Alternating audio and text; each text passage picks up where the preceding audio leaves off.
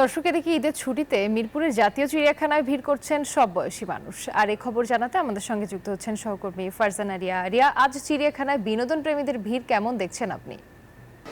ধন্যবাদ রুবা। যেমনটা বলছিলেন যে ঈদের ছুটিতেই কিন্তু আসলে মানুষ ঘুরতে বেরিয়েছে। এই মুহূর্তে আমি আছি চিড়িয়াখানায় কিন্তু সকাল থেকে বলা যায় যে দর্শনার্থীদের ঢল নেমেছে। আমি যদি বর্তমান পরিস্থিতি আপনাকে বলি যে সকাল 9টা থেকে চিড়িয়াখানার মূল ফটক খোলার পর থেকে কিন্তু দর্শনার্থীরা আসা শুরু করেছেন। কেউ ঢাকা থেকে আসছেন, কেউ আবার দূর দূরান্ত থেকে আসছেন।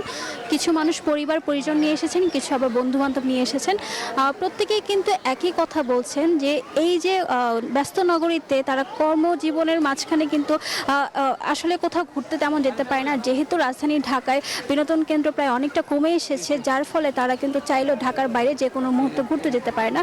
তাই তাদের কাছে এখন অন্যতম একটি উপায় হচ্ছে চিড়িয়াখানা।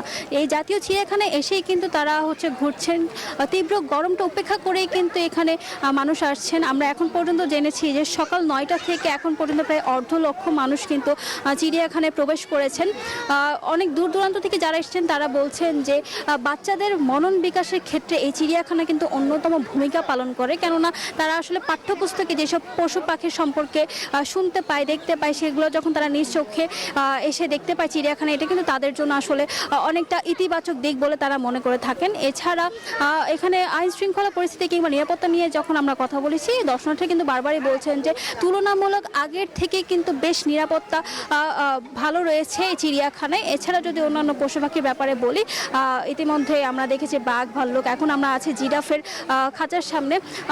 দর্শনার্থীরা যেমন উপভোগ করছেন, তেমন কিন্তু শিশু কিশোর যারা আছেন সব উপভোগ করছেন। এমন না যে শুধুমাত্র শিশু কিশোর কিংবা নির্ধারিত কোনো বয়সের মানুষ এখানে আসে। এখানে কিন্তু প্রায় সব ধরনের মানুষ আসছেন এবং ঘুরে ফিরে দেখছেন। যেহেতু আবার কর্মজীবনে ফিরে যাবেন, তাই তার আগ মুহূর্তে কিন্তু কিছুটা স্বস্তির নিঃশ্বাস ফেলতে তাদের এই চিড়িয়াখানায় আসা। তো রুবা, এখান থেকে আমার কাছে এই ছিল সর্বশেষ তথ্য। রিয়া, আপনাকে ধন্যবাদ। বান্ডেল থাকলে প্রতি সেনমানিতে টাকা বাঁচবে। বিকাশ সেনমানি বান্ডেল কিনে জিতুন প্রতি লেনদেনে। বান্ডেল থাকলে প্রতি সেনমানিতে টাকা বাঁচবে।